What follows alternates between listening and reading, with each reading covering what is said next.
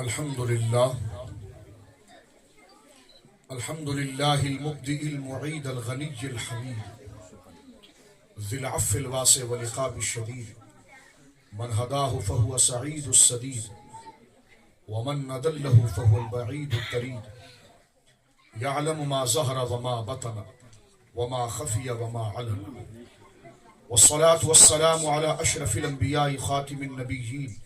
سيد المرسلين أنيس الغريبين راحة العاشقين مراد المشتاقين سيد العرب والعجم سيد الأولين والآخرين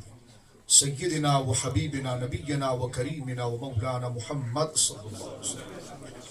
عبده ورسوله بالهدى ودين الحق أرسله أما بعد فأعوذ بالله من الشيطان الرجيم بسم الله الرحمن الرحيم ورفعنا لك ذكرك وعن ابي هريره رضي الله تعالى عنه قال قال النبي صلى الله تعالى عليه وسلم بعثت من خير قرون بني آدم قرنا فقرنا حتى كنت من القرن الذي كنت فيه رواه البخاري أو كما قال عليه الصلاة والسلام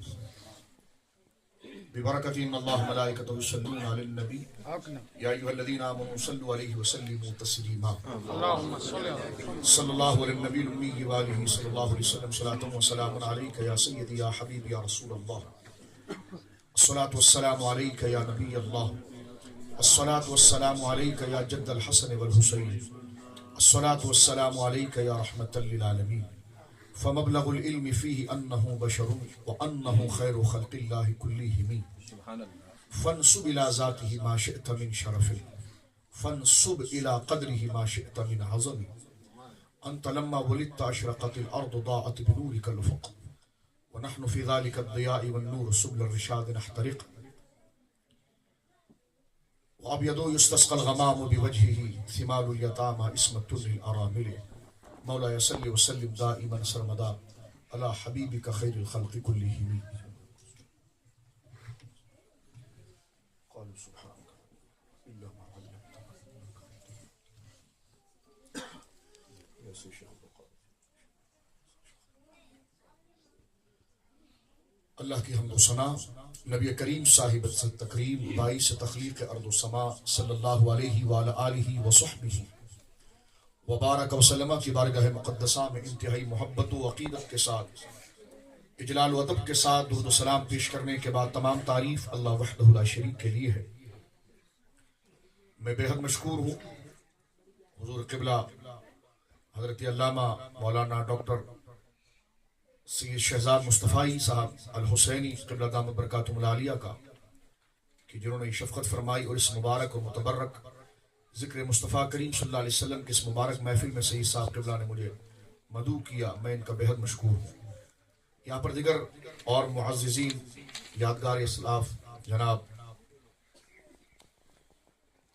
حاجی مشتاق صاحب نقشبندی قبلہ دامت برکاتہم العالیہ، ہمارے ہر دل عزیز ہمارے بھائی قبلہ اصغر چشتی صاحب قبلہ مد ظلہ العالی زیدہ عمرہ و شرفہ، اور دیگر احباب اور حاضران محفل۔ وقت کیونکہ طوال پکڑ چکا ہے اور ظاہر سی بات ہے اس کا ایک دورانیہ ہے، قبلہ ڈاکٹر صاحب قبلہ نے جو مجھے حکم فرمایا اس کے دوران میں اختصار کے ساتھ ہی چند باتیں عرض کر سکوں گا۔ یوں تو آپ ماشاءاللہ اہل علم سے وابستہ ہیں، قبلہ ڈاکٹر صاحب جیسی شخصیت یہاں پر موجود ہیں، تو عقائد حقہ کو آپ الحمدللہ مضبوط دلائل کے ساتھ ان کے وجود مسعود سے فیض حاصل کرتے ہوئے یقیناً اس سے اپنے قلبوں کو طمانینت دیتے ہیں، لیکن اختصاص کے ساتھ خاص طور پر آج کی یہ محفل جو سرکار دو عالم صلی اللہ علیہ وسلم کے مولود مسعود کی محفل ہے، اس کے اہتمام میں چند باتیں آپ کی خدمت میں ذکر کرنا چاہوں گا۔ یہ تو اس قدر مبارک موضوع ہے کہ پوری رات بھی اگر صرف دلائل کے متن ہی پڑھے جائیں تو وہ بھی ختم نہیں ہو سکتے، چاہے جائے کہ اس کی تشریحات، اس کی تعبیرات، اور امت نے تسلسل کے ساتھ جو اس کے متعلق اپنے مبارک ارشادات اپنی مسلم ثبوت کتب کے اندر نقل کیے ہیں، وہ اپنی جگہ پر ایک بہت بڑا ذخیرہ ہے۔ میں صرف یہ عرض کرنا چاہوں گا آپ کے سامنے کہ حضور علیہ الصلوۃ والسلام کی ذات مبارکہ اور حضور کی تعریف کے قواعد و ضوابط ہیں، یہ ایسے نہیں ہے کہ آج ہم اس کو مباحثے یا مناظرے کی نظر کریں، بلکہ یہ پہلے سے مسلم اور طے ہو چکے ہیں کہ ہم کسی مسئلے کو زیر بحث لائیں اور کسی مسلم مسئلے کو چھیڑ کر ہم اس کو نزاعی مسئلہ بنائیں، یہ ایسی چیز نہیں ہے۔ اگر ہم ایسی حرکت کریں گے تو یہ ہماری علمی جہالت پر اور قلت مطالعہ پر اور مختصر دقت کے اوپر گویا کہ اشارہ ہوگا، کیونکہ یہ تمام چیزیں بالکل طے شدہ ہیں۔ حضرت امام اہل سنت شاہ عبدالعزیز محدث دہلوی رحمۃ اللہ علیہ کے کیا یہ کلمات آپ نے بار بار نہیں سنے کہ بعد از خدا بزرگ تو یہ قصہ مختصر ہے؟ یہ تو طے ہو چکا ہے کہ اللہ رب العالمین جل مجدہ واجب الوجود ہے اور مستحق عبادت ہے۔ اس کی خلق میں اللہ رب العالمین جل مجدہ نے سب سے بڑا شرف اور مقام آمنہ کے لال جناب محمد رسول اللہ صلی اللہ علیہ وسلم کو عطا فرمایا ہے۔ تو اس تناظر میں، اس فرق کے ساتھ، اس تناظر میں اگر اس بات کو آپ سنیں تو یہی بات امام اہل سنت شاہ عبدالعزیز محدث دہلوی نے اپنی مبارک تفسیر عزیزی شریف میں اس شعر پر بات کو ختم کیا ہے کہ بعد از خدا بزرگ تو یہ قصہ مختصر، یعنی اللہ کے بعد اگر کسی کے ادب و تعظیم دین ہے تو وہ آمنہ کے لال کی تعظیم اور محبت دین۔ لہذا اور ہمیشہ سے امت نے حضور کی تعریف اور ادائیگی کے لیے یہی طرز اختیار کیا ہے، نہ کبھی اس کو شرک قرار دیا ہے، نہ بدعات قرار دیا، نہ غلو قرار دیا ہے، بلکہ ہمیشہ یہی طرز رہا ہے۔ اور کتنے بلند مقام پر لے جا کر شاہ صاحب نے اس بات کو ذکر کیا ہے، اور تمام مکاتب فکر کی نظر میں وہ قدر سے دیکھے جاتے ہیں کہ بعد از خدا بزرگ تو یہ قصہ مختصر، یعنی اللہ کے بعد اگر کوئی ذات لائق تعظیم اور بزرگی ہے تو آمنہ کے لال جناب محمد رسول اللہ صلی اللہ علیہ وسلم۔ تو اس اجمال کے اندر دیکھیے ایک لفظ بزرگی کے اندر کتنی بڑی بات آپ نے اشارہ فرمائی۔ اس سے اگر آپ تھوڑا پیچھے چلیں تو ایک اور مضمون ہمیں حضرت امام بوصیری کی زبان میں ملتا ہے کہ حضور کی تعریف کے لیے ابھی چشتی صاحب قبلہ نے نعت پڑھی، دیگر ہمارے دوستوں نے نعت پڑھی، محمد علی سہروردی نے پڑھی، حافظ صاحب نے پڑھی،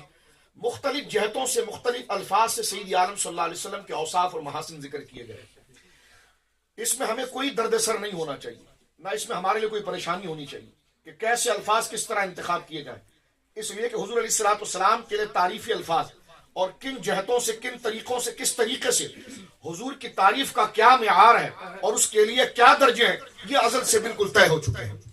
میں نے ایک بات حضرت شاہ عبدالعزیز صاحب کے حوالے سے پیش کی، وقت مختصر ہے لہٰذا میں صرف یہی گفتگو کر سکوں گا۔ سنیے، یہ جو بات فرمائی ہے امام بوصیری رحمۃ اللہ علیہ نے، جو بھی میں نے مقدمے میں اور اپنے خطبے میں شعر پڑھا ہے، کتنی پیاری بات ہے۔ فَنْصُبْ إِلَىٰ ذَاتِهِ مَا شِئْتَ مِنْ شَرَفٍ، یعنی حضور علیہ السلام کی ایک ذات مبارکہ ہے اور ایک آپ کے اوصاف اور صفات ہیں،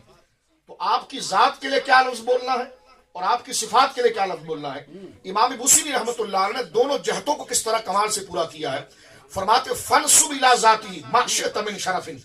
جو شرف والی چیز ملے آنکھ بند کر کے رسول اللہ کی ذات کی طرف منسوب کرتے ہیں۔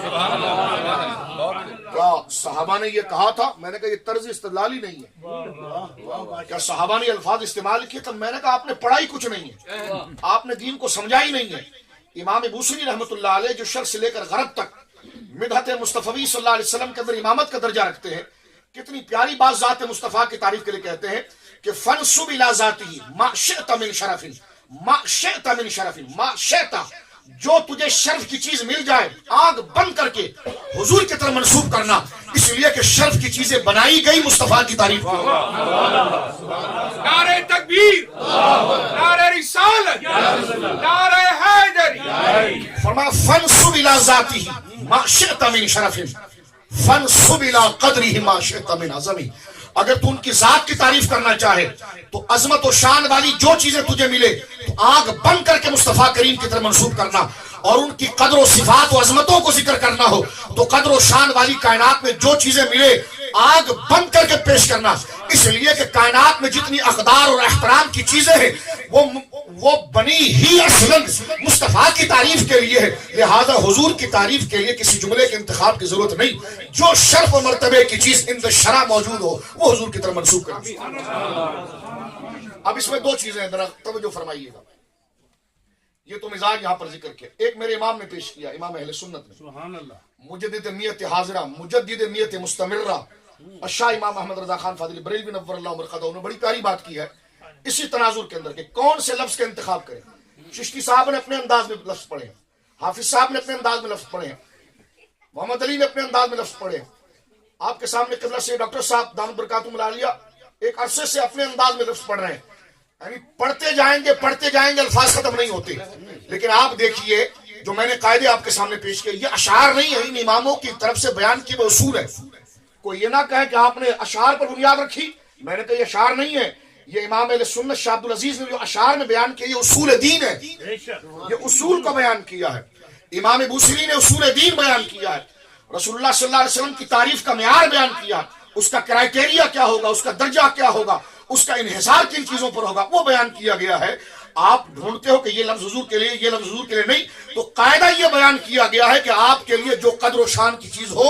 آنکھ بند کر کے حضور کی طرف منسوب کرو، اس لیے کہ وہ عزت والی چیز بنائی اس لیے گئی ہے کہ آمنہ کے لال کی تعریف کی۔ نعرہ تکبیر، نعرہ رسالت، جشن میلاد النبی۔ اس کو اسی تناظر کے اندر حضرت امام بوصیری کا امام اہل سنت نے بھی ذکر کیا، فرماتے ہیں سرور کہوں کہ مالک و مولا، سرور کہوں، یہ اصول ہے، اصول، میں اشعار نہیں پڑھ رہا، اشعار سے دین ثابت نہیں ہوتا، لیکن یہ وہ اشعار ہے جو قرآن و سنت کا ترجمہ ہے، یہ اصول ہے۔ میں پھر عرض کروں، سنیے اس بات پر کہ اس کے پیچھے اس کے ثبوت پر کثیر دلائل قرآن کی موجود ہے، احادیث موجود ہے، صحابہ کا ایک پورا نظام موجود ہے، ان کے عمل مبارک کی ایک دستور موجود ہے۔ امام فرماتے ہیں کہ کیا لفظ کہے حضور کی تعریف کے لیے، سرور کہوں کہ نہیں، مالک و مولا کہوں، بڑھ بڑھ کے ایک جملے آتے ہیں، سرور کہوں نہیں، مالک و مولا کہوں تجھے، باغ خلیل کا گل زیبا کہوں تجھے۔ حضور آپ کی کیا تعریف کریں ہم، تیرے تو وصف عیب تنائی سے ہے بری، حیران ہوں میرے شاہ میں کیا کیا کہوں تجھے، تیرے تو وصف عیب تنائی سے ہے بری، حیران ہوں میرے شاہ میں کیا کیا کہوں تجھے۔ اب درجہ بیان کیا کہ ایک بات تعظیم میں یاد رکھیں، اور الحمدللہ اہل سنت اس پر عمل کرتے ہیں، اور الحمدللہ اہل سنت کا عمل اس پر ثابت ہے، کوئی شخص نہیں ہے جو اس کے خلاف الحمدللہ اہل سنت کا عمل بتا سکے، اس لیے کہ اہل سنت عقیدت اور محبت کے اندر اعتدال اور توازن پر ہے، اور الحمدللہ وہ توازن علماء اہل سنت کی صحبت سے ہمیں قرآن و سنت کے ذریعے حاصل ہوا ہے۔ اب کیا ہے حضور علیہ الصلوۃ والسلام کی تعریف کا درجہ، فرمایا لیکن رضا نے ختم سخن اس پہ کر دیا۔ لیکن رضا، کون کون سے الفاظ حضور آپ کے لیے کہیں، کون سے الفاظ چن چن کر لائیں، کوئی بھی لفظ لایا جاتا ہے اس سے بڑھ کر اور آپ کی شان نظر آتی ہے، کوئی لفظ لایا جائے تو اس آپ کی شان اس سے اور بلند نظر آتی ہے، تو بس یہی کہا جائے کہ لیکن رضا نے ختم سخن اس پہ کر دیا، خالق کا بندہ خلق کا آقا کہوں، یہ درجہ ہے، خالق کا بندہ، خالق کا بندہ اور خلق کا آقا کہوں تجھے، یعنی جب آپ کا تعارف رب کے ساتھ کراؤں گا تو پھر آپ کو بندہ کہوں گا، اور آپ کا تعارف بندوں میں کراؤں گا تو پھر میں آپ کو آقا کہوں گا۔ اسی لیے علماء نے یہاں سے یہ مسئلہ نکالا، حضرت پیر محلی شاہ صاحب رضی اللہ عنہ نے بھی اپنے فتاوے میں نقل کیا ہے، اور امام اہل سنت نے بھی تجرید الیقین کے اندر اس مسئلے کو ذکر کیا ہے کہ سید عالم صلی اللہ علیہ وسلم کا جب نام ذکر کیا جائے گا تو آپ کی بشریت کے ساتھ ایک فصل، ایک اضافہ آپ کی افضلیت کا لگانا ہوگا۔ اگر محض بشر کہا جائے گا تو یہ خارجیت ہے، محض بشر کہا جائے گا تو یہ الحاد ہے، محض بشر کہہ کر پکارا جائے گا تو یہ بے دینی ہے۔ امت کے لیے فرض ہے کہ جب رسول اللہ کی بشریت کا ذکر کریں تو اس کے ساتھ فضیلت کا وصف لائیں، خیر البشر، افضل البشر، سید البشر۔ اور حضرت پیر محلی شاہ صاحب نے اس فتاوے میں نقل کیا ہے کہ بغیر فضیلت کے اضافے کے، یعنی لفظ بشر اگر ذکر کیا جائے تو بشر بشر کہہ کر رٹ نہ لگائی جائے، بشر بشر کہہ کر رٹ نہ لگائی جائے، اس لیے کہ بشریت کو اکرام بھی وجود مصطفیٰ سے ملا ہے، اور بشریت صرف اس لیے ذکر کی گئی ہے کہ آپ خدا نہیں ہیں، بشریت اس لیے نہیں ذکر کی گئی کہ حضور ہماری طرح ہے، بشریت اس لیے ذکر کی گئی ہے کہ آپ خدا نہیں ہیں، سمجھ رہے اس مسئلے کو، بشریت اس لیے ذکر کی گئی ہے کہ آپ خدا نہیں ہیں، لیکن بشر اس لیے نہیں کہا گیا کہ حضور ہماری طرح ہے، کیونکہ حضور کو جن معنوں میں بشر کہا گیا ہے وہ آدمی معنی وجودی نہیں ہے، اور آدمی معنی کیا ہے کہ قل انما انا بشر مثلکم یوحی الی انما الہکم الہ واحد، محبوب کہہ دو میں تمہاری مثل بشر ہوں، اور فصل ممیز اس میں یہ ہے، تمیز اور فضیلت یہ ہے کہ مجھ پر وحی کی جاتی ہے، اور حقیقت یہ ہے کہ تمہارا رب اور میرا رب ایک ہی ہے۔ مراد کیا ہے کہ میں صرف ایک وصف میں تم جیسا ہوں، اور وہ کیا کہ نہ تم خدا ہو نہ میں خدا ہوں۔ اگر کوئی چیز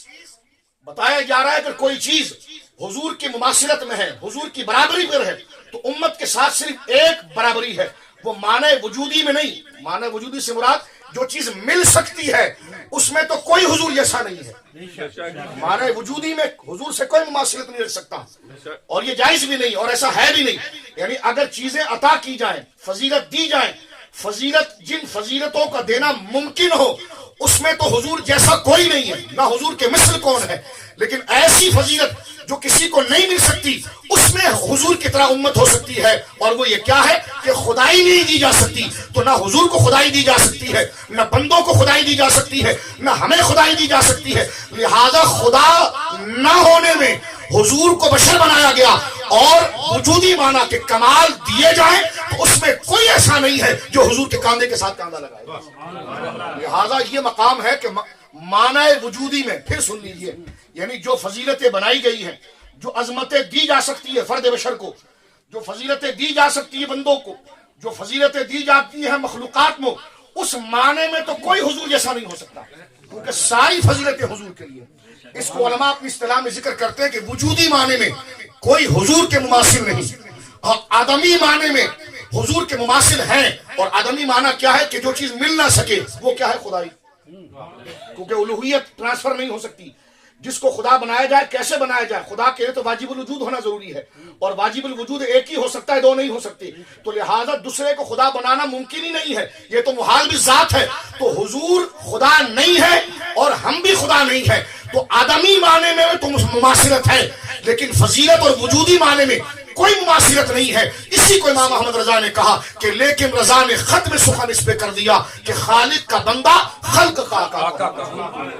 اور اسی کو دیکھیں آپ کلمے میں بھی ہے، جہاں آپ حضور کو بندہ کہتے ہیں تو ساتھ میں رسول بھی کہتے ہیں۔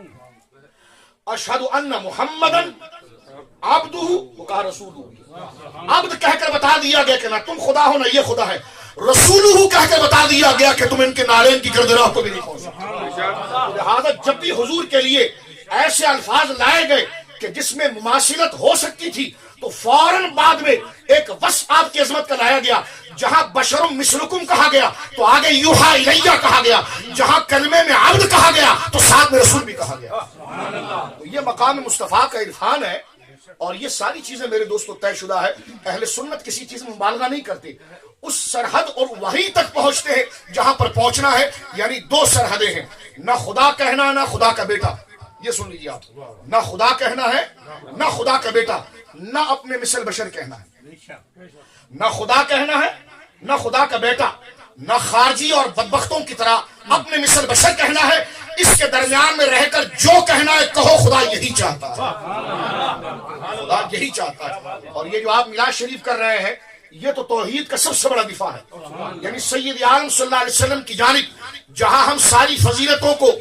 فضیلت امکانیہ کو منسوب کرنے کا دعویٰ کرتے ہیں، پیش کرنے کا دعویٰ کرتے ہیں، تو میلاد منا کر اس بات کو ثابت کرتے ہیں کہ تمام فضیلتوں کے متحمل ہونے کے باوجود آپ اللہ کے محبوب بندے ہیں، خدا نہیں ہیں، اس لیے کہ خدا پیدا ہونے سے پاک ہے اور آپ پیدا ہوئے ہیں۔ میلاد شرک کی جڑیں کاٹتا ہے، میلاد شرک کی بولیے جڑیں کاٹتا ہے، اس لیے کہ میلاد پیدائش کے دن کو کہتے ہیں، میلاد پیدائش کے دن کو کہتے ہیں۔ تو یہ میلاد تو ہر ایک کو منانا چاہیے، اس لیے کہ کائنات میں اللہ کی مخلوق میں سب سے افضل ترین ذات جو ہے وہ ذات مصطفیٰ ہے۔ اتنی عظمتیں پا کر وہ خدا نہ ہو سکے تو دوسرا کون خدا ہوگا؟ تو لہذا میلاد منا کر یہ تاثر دیا جاتا ہے کہ ساری عظمتیں ان کے دامن میں تو ہیں، لیکن ہیں وہ اللہ کے بندے اور خلق کے آقا، ہیں وہ اللہ کے بندے اور خلق کے آقا۔ تو یہ سید عالم صلی اللہ علیہ وسلم کے اوصاف جمیلہ ہے جن اصول کو ہم نے یاد رکھنا ضروری ہے۔ ایک بات، پھر ایک بات یہ بھی کی جاتی ہے کہ ذکر میں آپ مبالغہ کرتے ہیں، میں نے کہا ہم نے حد بتا دی ہے، اس حد کے اندر زیادتی جتنی کرو مقبول ہے، اس حد کے اندر مبالغہ جتنا کرو مقبول ہے،